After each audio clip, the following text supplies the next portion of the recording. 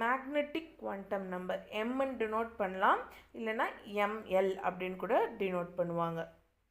Okay, so இது ஏன் ML அப்படி சொல்கிறாங்கன்னா, இது அசிமுத்தல் குவாண்டம் நம்பரை பேஸ் பண்ணி தான் இருக்கும். ஓகே, இங்கே கொடுத்துருக்காங்க பாருங்கள். இதோட வேல்யூஸ் -Lலேருந்து +L, -Lலேருந்து +L.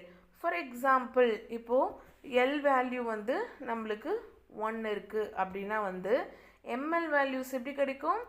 -1 0 +1, -1 0 +1 அப்படின்னு நம்மளுக்கு வேல்யூஸ் வந்து கிடைக்கும்.